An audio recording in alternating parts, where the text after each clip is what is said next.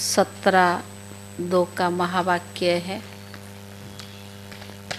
आज बाबा ने जैसे हम बच्चों को उल्हाना दिया है कि तुम बच्चों ने मुझे आधा कल्प से बुला रही हो, अब मैं तुम्हारा मेहमान बनकर आया हूँ। तो घर में कोई मेहमान आते तो क्या करते? तो उसका आदर सत्कार करते हैं ना। तो बाबा की कौन सा आदर सत्कार करना है? बाबा की आदर सत्कार करना माना जो बाबा श्रीमत देते हैं, जो बाबा डायरेक्शन देते हैं, उस पे चलना। अगर उस पर हम नहीं चलते माना बाप का निरादर करते हैं, उनका सत्कार नहीं करते हैं। प्रश्न में जैसे बाबा ने कहा, कौन सा नशा तुम बच्चों को चढ़ा रहे? यदि नशा नहीं चढ़ता तो क्या कहेंगे? कौन सा नशा चढ़ा रहे? अगर नशा नहीं चढ़ता तो क्या कहेंगे? धारणा नहीं, ज्ञान समझ में नहीं आए, निश्चय कमी है। तो बाबा ने कहा, बाबा मेहमान बनकर आया है और तुम बच्चों को आदर करना चाहिए। लेकिन भगवान आया है, पढ़ाने के लिए आया है, मनुष्य से देवता बना रहा है। तो बाबा ने कहा तुम बच्चों को कितना नशा होना चाहिए, पर वो नशा नहीं है। नशा ना होने का कारण है बच्चों को निश्चय नहीं है। तो इसलिए बाबा ने कहा सदा नशा चढ़ा नहीं रहता है कि भगवान आया है, मुझे पढ़ा रहा है, तो कितना नशा रहना चाहिए। सारे मीठे बच्चे, बाप तुम्हारा मेहमान बनकर आया है, तुम्हें आदर करना है। जैसे प्रेम से बुलाया ऐसे आदर भी करना है। जैसे प्रेम से बुलाया ऐसे आदर भी करना है, निरादर न हो।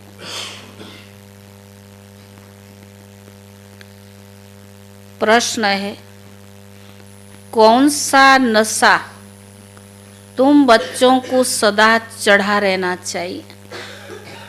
यदि नशा नहीं चढ़ता तो क्या कहेंगे? तुम बच्चों को सदैव कौन सा नशा चढ़ा रहना चाहिए? नहीं चढ़ता तो क्या कहना चाहिए? उत्तर है, ऊंचते ऊंचे आसामी इस पति दुनिया में हमारा मेहमान बनकर आया है।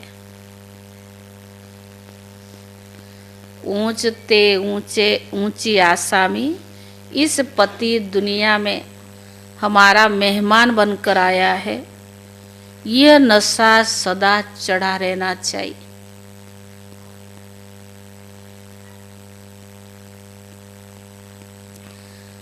परंतु नंबरवार ये नशा चढ़ता है।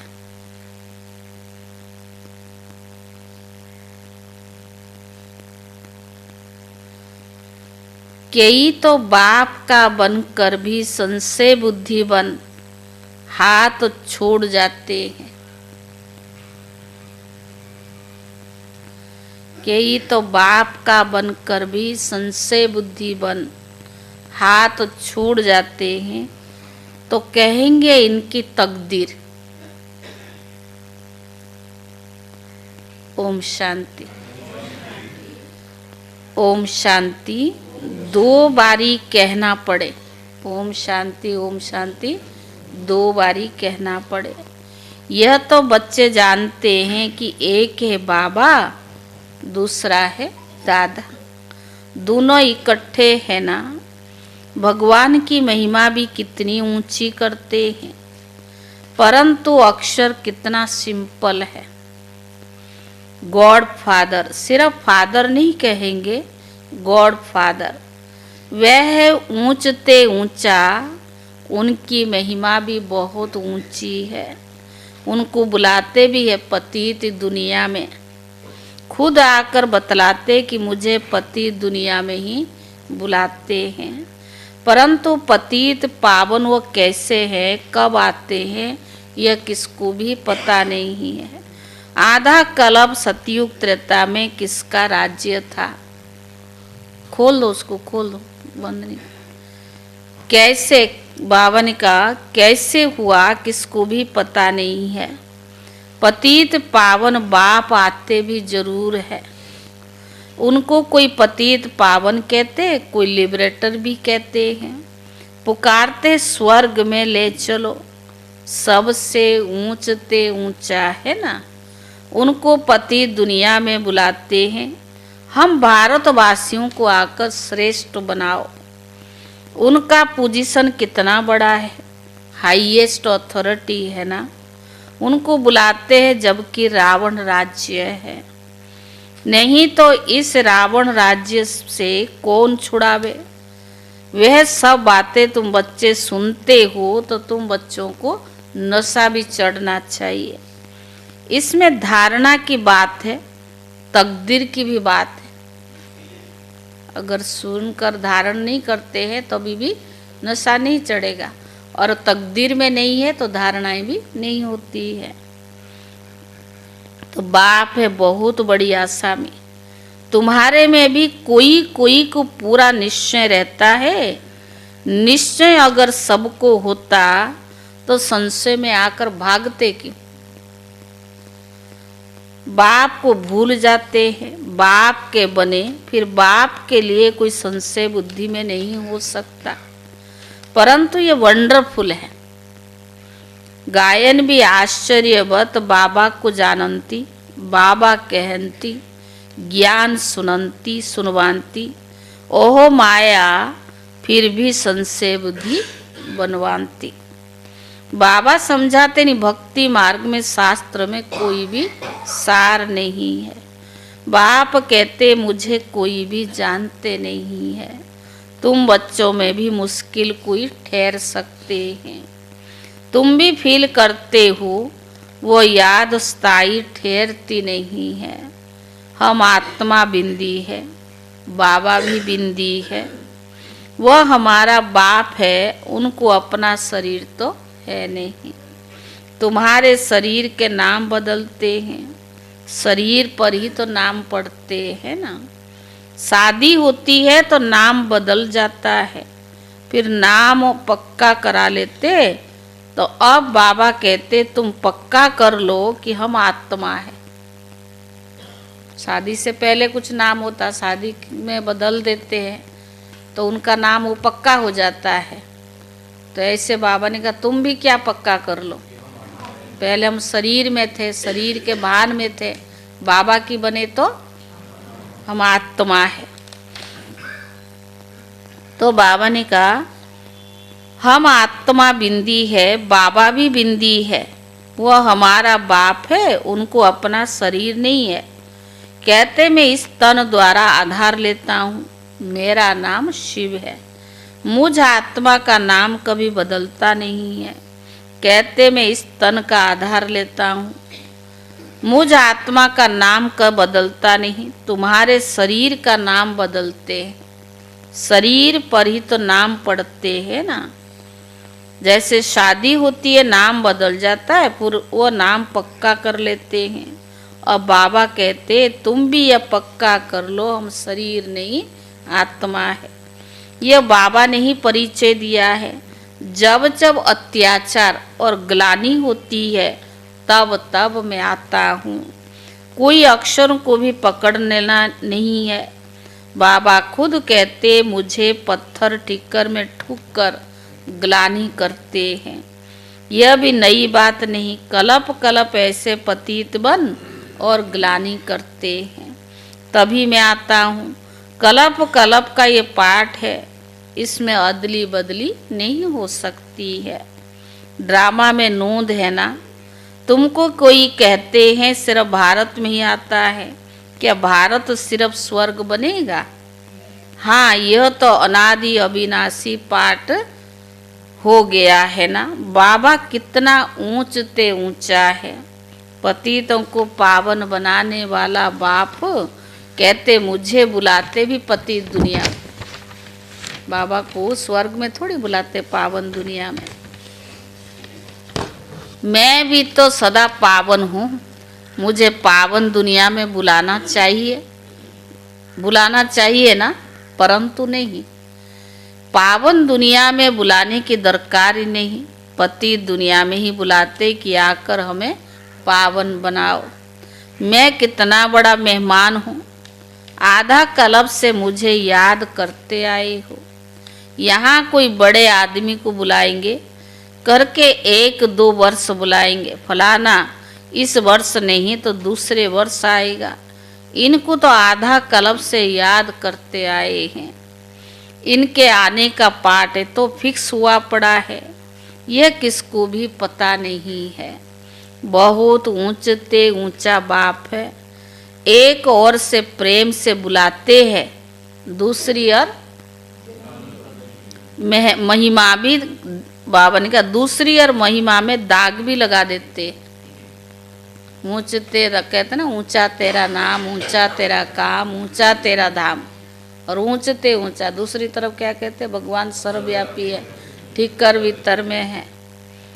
वास्तव में बड़े ते बड़ा गेस्ट ऑफ ऑनर, बड़ी महिमा वाला मेहमान है, जिनकी अथॉरिटी बुलाते भी बहुत प्रेम से है, जिसकी ऑनर यानी महिमा को दाग लगा दिया है। कह देते वो पत्थर टिकर सब में है। कितनी हाईएस्ट अथॉरिटी है, बुलाते हैं बहुत प्रेम से, परंतु बिल्कुल बुद्धू है। मैं ही आकर अपना परिचय देता हूँ कि मैं तुम्हारा फादर हूँ, मुझे गॉड फादर कहते हैं।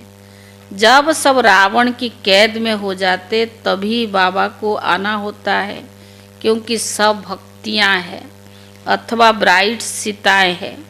बाप है ब्राइड ग्रूम। राम एक सीता की बात नहीं है, सब सीताओं की रावण की जेल से छुड़ाते हैं। यह है ही बेहद की बात। यह है पुरानी पति दुनिया, इसको पुराना होना फिर नया होना एक्यूरेट है।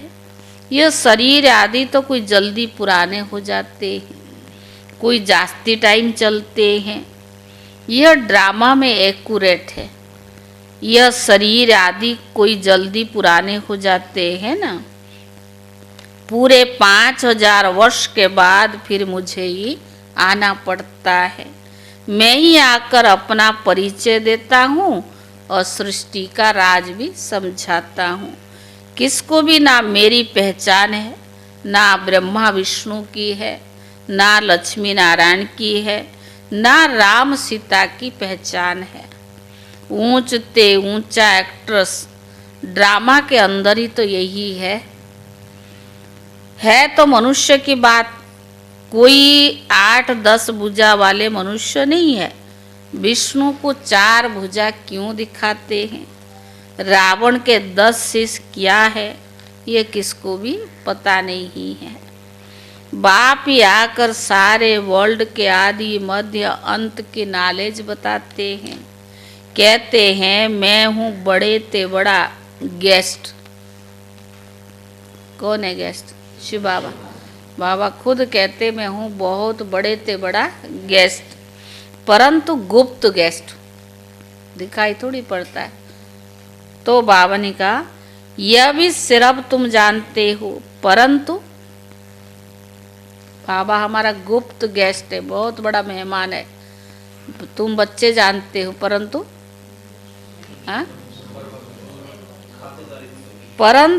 फिर भी भूल जाते हो। उनका कितना रिगार्ड रखना चाहिए, उन्हें याद भी करना चाहिए। आत्मा भी निराकार, परमात्मा भी निराकार, इसमें कोई फोटो की बात नहीं है।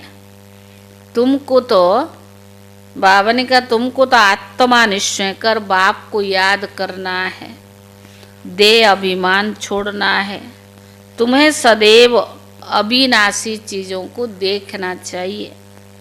तुम विनाशी देह को क्यों देखते हो? किसको देखना? आत्मा को देखना है। तो बाबा ने कहा तुम विनाशी देह को क्यों देखते हो? देही अभिमानी बनो, इसमें ही मेहनत है। जितना याद में रहेंगे उतना कर्मातीत अवस्था को ऊंच पद प्राप्त करेंगे। बाबा बहुत ही सहज योग अर्थात याद सिखलाते हैं। योग तो अनेक प्रकार के हैं, पर याद अक्षर ही यथार्थ है। योग कई प्रकार के, हठ योग है, कर्म योगी है, सन्यासियों का भी योग अलग है, लेकिन याद, भगवान को हम याद करते हैं, मुश्किल थोड़ा है, ये अलग है। परमात्मा बाप को याद करने की ही मेहनत है। कोई विरला सच बताते हैं कि हम इतना समय याद में रहा।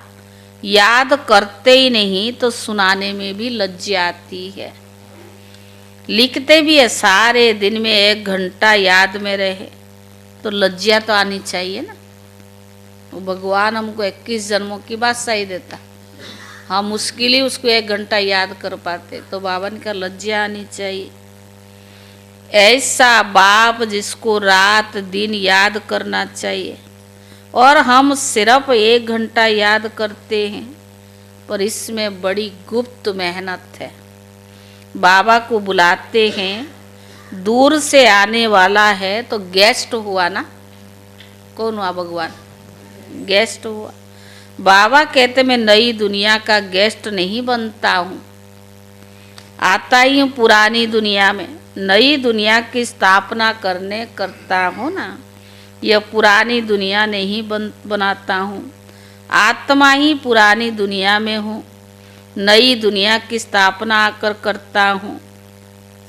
तो बाबा ने कहा यह पुरानी दुनिया है, यह कोई यथार्थ नहीं जानते हैं, नई दुनिया की आयु नहीं जानते हैं। बाबा कहती है नॉलेज में ही आकर देता हूँ, फिर ड्रामा अनुसार ये नॉलेज भी गुम हो जाती है। फिर कल्प के बाद ये पाठ रिपीट होगा, क्योंकि मुझे ही तो बुलाते हैं ना। वर्ष वर्ष शिव जयंती भी मनाते हैं, जो हो कर जाते हैं तो उनको वर्ष वर्ष मनाते हैं। शिव बाबा की भी 12 मास के बाद जयंती मनाते, परंतु कब से मनाते आए हैं ये किसको भी पता नहीं है। सिर्फ कह देते कि लाखों वर्ष है, कलयुग की आयु लाखों वर्ष लिख दी है, और बाबा कहते ये 5000 वर्ष की बात है। बराबर इन देवताओं को भारत में राज्य था ना, तो बाबा कहते मैं भारत का बहुत बड़ा मेहमान हूँ। आज बाबा ने बार बार कहा बहुत बड़ा गेस्ट हूँ, मेहमान हूँ। मुझे आधा कल्प से तुम बहुत निमंत्रण देते आए हो, 1-2 दिन नहीं, आधा कल्प से उनको निमंत्रण देते आए हो। जब बहुत दुखी होते हो तब भी कहते हो है पतित पावन आओ। मैं आया हूँ पतित दुनिया में, रथ भी तो हमको चाहिए ना। आत्मा है अकाल मूर्त और उनका यह तख्त है। बाबा भी अकाल मूर्त है, इस तख्त पर आकर विराजमान होते हैं। यह बड़ी रमणीक बातें हैं। भगवान आता कैसा है और ज्ञान कैसे देता है, बाबा ने क्या बहुत रमणीक बातें हैं। और कोई सुने तो चकित हो जाए। अब बाबा कहते बच्चे कम से कम मेरी मत पर तो चलो। आधा कल्प निमंत्रण दे करके बुलाया, और गुप्त मेहमान आया हुआ है, और राय भी श्रीमत भी गुप्त ही तो दे रहा है ना, दुनिया क्या जाने। तो बाबा ने कहा कम से कम मेरी मत पर तो चलो। समझो शिव बाबा मत देते हैं, शिव बाबा ही मुरली चलाते हैं। यह कहते मैं उनकी मुरली सुनकर बजाऊंगा। सुनाने वाला तो वो हो गया ना। ब्रह्मा बाबा कहता मैं मुरली बजाऊंगा, पर सुनाने वाला तो वो हो गया ना, शिव बाबा। यह नंबर 1 पूज्य है। यह कहते मैं भी उनकी मुरली सुनकर बजाऊंगा, सुनाने वाला तो वह है। यह नंबर 1 पूज्य सो फिर नंबर 1 पुजारी भी बना है। अभी वह पुरुषार्थी है, बच्चों को हमेशा समझना चाहिए हमको शिव बाबा की ही श्रीमत मिलती है। अगर कोई उल्टी बातें हुई तो भी शिव बाबा उसको सुलटा कर देंगे। आपको कोई बात उल्टा भी लगता हो ना, पर सुलटा, क्योंकि बाबा की प्रवेशता है, बाबा मत दे रहा है। यह अटूट निश्चय है तो रेस्पॉन्सिबिलिटी शिव बाबा है। चाहे कुछ भी हो जाए, इधर से उधर हो जाए, लेकिन अगर शिव बाबा के ऊपर आपको अटूट निश्चय है तो बाबा आपको उल्टा को भी सुलटा कर सकते हैं। क्योंकि रेस्पॉन्सिबिलिटी तो बाबा है ना। ये ड्रामा में नोंद है, विघ्न तो पड़ते ही है, और बहुत कड़े कड़े विघ्न पड़ते। इतना बड़ा बाबा ने महायज्ञ रचा है, विघ्न ना पड़े ऐसा तो हो ही नहीं सकता ना। आज संस्था अगर यहाँ तक पहुँची है, इतना वृद्धि हुई है, जो किसी और संस्था में नहीं है, लेकिन विघ्न भी बड़े बड़े आई है। दादियों ने, बड़े भाइयों ने कैसे इसको सामना किया, कैसे यज्ञ को शक्तिशाली बनाया। दादियों की त्याग, तपस्या, पूरी जीवन का जो यज्ञ के प्रति बलिदान दिया, आज यज्ञ यहाँ तक पहुँचा है। तो बाबा ने कहा, कराने वाला कौन था? शिव बाबा था। पर उनको निश्चय अटूट था कि ये कोई मनुष्य नहीं करा रहा है, कराने वाला शिव बाबा है। तो बाबा ने कहा, यह ड्रामा नूंद है, विघ्न तो पड़ने, ये बहुत कड़े कड़े विघ्न पड़ते हैं, अपने बच्चों के भी विघ्न पड़ते हैं। तो हमेशा ये समझो कि हमें शिव बाबा समझाते हैं, तब बाबा की याद रहेगी। अपने पहले तो चलो अज्ञानियों की विघ्न था, जो बहुत दादी और बड़े भाइयों ने सामना किया। अभी तो ज्ञानियों की भी विघ्न पड़ता है। अंत का समय है ना। आज देखो 5:36 पर, कितना जबरदस्त, और उसका केंद्र भी दिल्ली रहा, नई दिल्ली। हाँ हाँ, सोनीपत नहीं, अब तो न्यूज़ में कह रहा था दिल्ली रहा। हाँ नहीं, दिल्ली रहा। और वहाँ राष्ट्रपति भवन, जो प्राइम मिनिस्टर रहते, उस एरिया से ही, जैसे 5 किलोमीटर नज़दीक से अंदर से ही था। और बोला जमुना पार्क के लिए, जमुना के आसपास जो एरिया, उनके लिए बहुत खतरनाक है। क्यों? ये जो एरिया बहुत खोखला है। हाँ, तो इसलिए कुछ भी हो सकता है। क्या हमने अपने आप को तैयार किया है? इतना ज़ोर से आया, तो ऐसे हम तो स्नान करे थे, उनसे कोई दरवाज़ा शायद मार रहा ज़ोर से, पर हाँ बहुत ज़ोर से। हाँ, ऐसे एक बार हम शांतिवन में थी ना, तो उसका भोज केंद्र था। रात को 11 बजे हमने सोचा मशीन तो सब बंद करके चले गए, हमारी कमरा भी वहाँ ही, जो प्रेस का उस समय बाइंडिंग होता था। तो इतना ज़ोर से आया, एकदम से नीचे से पूरी खटिया को जैसे तोड़ देगा, इतना। ऐसे भी होता है ना। आज भी ज़मीन के 5 किलोमीटर नीचे से ही था, बहुत आवाज़ तेज़ थी। तो बाबा ने कहा, कब क्या होगा पता थोड़ी है, भगवान तो समझा ही सकता है ना, करे या ना करे अपनी मर्जी। ब्राह्मणों को तो बैराग आता ही नहीं है, पता नहीं भाग ही गया कहाँ। तो कल भाई जी मुरली सुना रहे थे, क्या बोला, कल 3rd संडे थी ना, पवित्रता की किरणें सबको देना दिया। कहेंगे हम घर बैठ के योग कर, भले कर लो। वक्त आएगा जब आपको पश्चाताप भी, एहसास भी होगा कि भगवान के महावाक्य को हमने कितनी उल्लंघन किया। पर समय नहीं रहेगा उस समय। हम मामूली बात समझते हैं ना, उसका गौर नहीं करते। जैसे दुनिया चली रही है, हम भी चल रही है। पर बाबा ने कल क्या कहा, अपने को सुधारना है, दूसरों को बदल के, वो बदले तो मैं बदलूं, वो तो बदलेगा नहीं, तुम भी ऐसे चलो, तो फायदा नुकसान किसका हुआ। तो बाबा ने कहा, परंतु देह अभिमान तो घड़ी घड़ी इनको ही देखते रहते हैं। शिव बाबा कितना बड़ा महामान है, तभी रेलवे आदि वाले थोड़ी जानते हैं निराकार को कैसे पहचान समझे। वह तो बीमार हो न सके, तो बीमारी आदि इनका कारण बताते। शिव बाबा कोई बीमार होता है, उसका तो शरीर नहीं है। वह क्या जाने इनमें कौन है, तुम बच्चे भी नंबरवार जानते हो।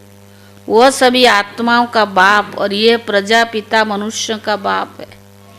तो दोनों बाप दादा कितने बड़े गेस्ट हो गए, शिव बाबा और ब्रह्मा बाबा, दोनों बड़े गेस्ट हैं। बाबा कहते जो कुछ होता है ड्रामा में सब कुछ नोंद है। मैं भी ड्रामा के बंधन में बंधायमान हूँ, नोंद बिगर कुछ कर ही नहीं सकता हूँ। पर माया बड़ी जबरदस्त है, दुस्तर है। राम और रावण दोनों का पाठ है। ड्रामा में रावण चैतन्य होता है तो कहता मैं भी ड्रामा अनुसार आता हूँ। वो जड़ है, इसीलिए वो चैतन्य नहीं है, नहीं तो वो भी कहता मैं ड्रामा अनुसार आता हूँ। यह दुख और सुख का खेल है ना। सुख है नई दुनिया में, दुख है पुरानी दुनिया में। नई दुनिया में थोड़े मनुष्य, पुरानी दुनिया में कितने ढेर मनुष्य है। पतित पावन बाप को ही बुलाते, आकर पावन दुनिया बनाओ। क्योंकि पावन दुनिया में बहुत सुख था, इसीलिए कलप कलप पुकारते हैं। बाबा सबको सुख देकर जाते हैं। अभी फिर पाठ रिपीट होता है। दुनिया कभी खलास नहीं होती है, खलास तो होना इम्पॉसिबल है। समुद्र भी तो दुनिया में है ना, यह थर्ड फ्लोर तो है ना। कहते जलमयी पानी पानी हो जाता है, फिर भी पृथ्वी, बाबा ने कहा पृथ्वी फ्लोर पर तो है ना, पानी तो है नहीं ना। विनाश हो ही नहीं सकता, जल भी इस फ्लोर पर नहीं आता। पृथ्वी की फ्लोर 3 फ्लोर है ना, फर्स्ट सेकंड थर्ड। तो बाबा ने कहा जिसको तुम बच्चों के सिवाय कोई नहीं जानता है, यह खुशी की बात सबको खुशी से सुनानी है। जो बाबा हमें ज्ञान दे रहा है वो खुशी की बात है और खुशी से ही सुनानी चाहिए। जो पूरे पास होते हैं उनका ही अतीन्द्र सुख गाया हुआ है। जो रात दिन सर्विस पर तत्पर है, सर्विस ही करते रहते हैं, उन्हें भी बहुत खुशी रहती है। कोई कोई ऐसे भी है, कोई ऐसे भी दिन आते हैं जो मनुष्य रात को जागते हैं, परंतु आत्मा थक जाती है तो सोना भी होता है। आत्मा के सोने से शरीर भी सो जाता है। आत्मा न सोए तो शरीर भी ना सोए। थकती तो आत्मा है ना। आज मैं थका पड़ा हूँ, किसने कहा? आत्मा ने कहा। यह बच्चों को आत्म अभिमानी होकर रहना चाहिए। तो बाबा ने कहा इसमें ही मेहनत है। बाप को याद नहीं करते, देही अभिमानी नहीं रहते, तो देह के संबंधी आदि भी याद आ जाते हैं। बाप कहते तुम नंगे आए थे, फिर नंगे जाना है। यह देह के संबंध सब कुछ भूल जाओ। इस शरीर से रहते मुझे याद करो तो सतो प्रधान बनेंगे। बाबा कितनी बड़ी अथॉरिटी है। बच्चों के सिवाय कोई जानते नहीं। बाबा कहते मैं गरीब निवाज हूँ, सभी साधारण है। पतित पावन बाप आया है, यह जान ले तो पता नहीं क्या हो जाए। ये जान ले तो पता नहीं कितनी भीड़ हो जाए। बड़े बड़े आदमी आते तो कितनी भीड़ होती है। कोई मिनिस्टर या कोई बड़ा पोजीशन वाला जाता तो कितनी बड़ी भीड़ हो जाती है। और बाबा तो क्या है, हाईएस्ट पोजीशन वाला है, हाईएस्ट अथॉरिटी है। तो बाबा ने कहा आगे चल, आस्ते आस्ते प्रभाव निकलेगा। साकार मुरली है ना। अब तो बाबा की एक एक महावाक्य सत्य हो रहा है और विनाश भी हो जाएगा। सब थोड़ी मिल सकते हैं, याद करते हैं ना, उनको बाप का परिचय भी मिल जाएगा। बाकी पहुंच नहीं पाएंगे। जैसे बांधेली बच्चियां मिल नहीं पाती है, कितनी अत्याचार सहन करती है, विकार को छोड़ नहीं सकते हैं। कहते अरे ये सृष्टि कैसे चलेगी। अरे सृष्टि का बोझ बाप पर है या तुम पर है? जैसे ठेका ले रखा, कहते वैसे सारी पवित्र रहने लगे तो सृष्टि कैसे चलेगी। तो क्या बोलो, बाबा के ऊपर ठेका है, तुम्हारे ऊपर है। बाबा को जान लेवे, फिर ऐसे प्रश्न पूछे। बोलो पहले बाप को जानो, फिर तुम सब कुछ जान जाएंगे। समझाने की युक्ति चाहिए। कैसे किसको समझाएं, उनकी युक्ति चाहिए। बाबा ने कहा अच्छा मीठे मीठे सिकीले दे बच्चों प्रति माता पिता बाप दादा का याद प्यार और गुड मॉर्निंग। रूहानी बाप की रूहानी बच्चों को नमस्ते। रूहानी बच्चों की तरफ से रूहानी बाप दादा को याद प्यार और नमस्ते नमस्ते। शुक्रिया बाबा शुक्रिया। सदा ही हाईएस्ट अथॉरिटी बाप की याद में रहना है। विनाशी देह को ना देख देही अभिमानी बनने की मेहनत करनी है। सदा ही हाईएस्ट अथॉरिटी बाप की याद में रहना है। विनाशी देह को ना देख देही अभिमानी बनने की मेहनत करनी है। याद का सच्चा सच्चा चार्ट रखना है। याद का सच्चा सच्चा चार्ट रखना है। दूसरा, दिन रात सर्विस में तत्पर अपार खुशी में रहना है। दिन रात सर्विस में तत्पर अपार खुशी में रहना है। तीनों लोगों का राज सबको खुशी से समझाना है। तीनों लोगों का राज सबको खुशी से समझाना है। शिव बाबा जो श्रीमत देते हैं उसमें अटूट निश्चय रखकर चलना है। शिव बाबा जो श्रीमत देते हैं उसमें अटूट निश्चय रखकर चलना है। कोई भी विघ्न आए तो घबराना नहीं है। रेस्पॉन्सिबिलिटी शिव बाबा है, इसलिए संशय न आए। जिम्मेदार कौन है? शिव बाबा है। रेस्पॉन्सिबल शिव बाबा है, इसीलिए संशय न आए। वरदान, श्रेष्ठ बेला के आधार पर सर्व प्राप्तियों के अधिकार का अनुभव करने वाले, श्रेष्ठ बेला के आधार पर सर्व प्राप्तियों के अधिकार का अनुभव करने वाले पद्मा पदम भाग्यशाली भव।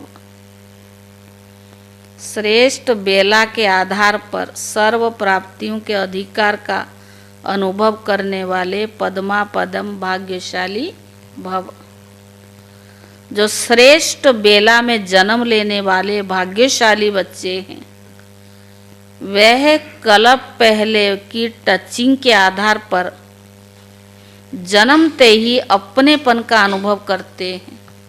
जो ब्राह्मण कुल का होगा, इस परिवार का होगा, कल्प पहले की टचिंग के आधार पर जन्मते ही अपनेपन का अनुभव करते हैं।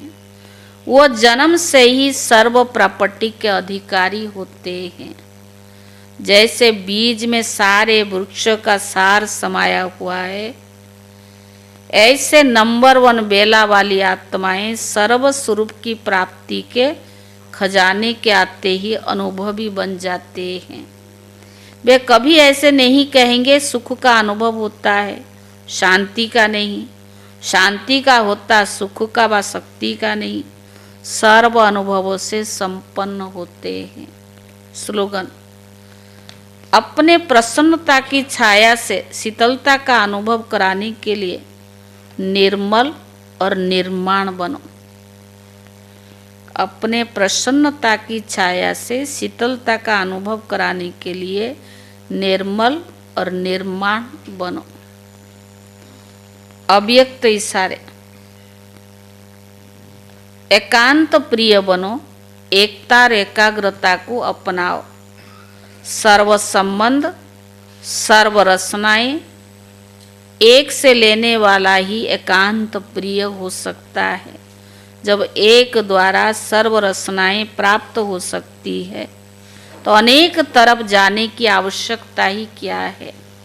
सिर्फ एक शब्द भी याद रखो तो उनमें सारा ज्ञान आ जाता, स्मृति भी आ जाती है, संबंधी भी आ जाता है, स्थिति भी आ जाती है, और साथ साथ जो प्राप्तियां होती है वो एक शब्द से स्पष्ट हो जाती है। एक की याद, स्थिति एक रस और ज्ञान भी सारा एक की याद का ही मिलता है। प्राप्ति जो होती है वो भी एक रस रहती है। ये जो अव्यक्त इशारा वो एकांत प्रिय बनने के लिए बाबा रोज रोज कितने हमें बाबा पॉइंट्स, राजू भाई के कमाल है जो कैसे कैसे पॉइंट्स को एक रस अवस्था बनाने के लिए स्पष्टीकरण किया। ओम शांति।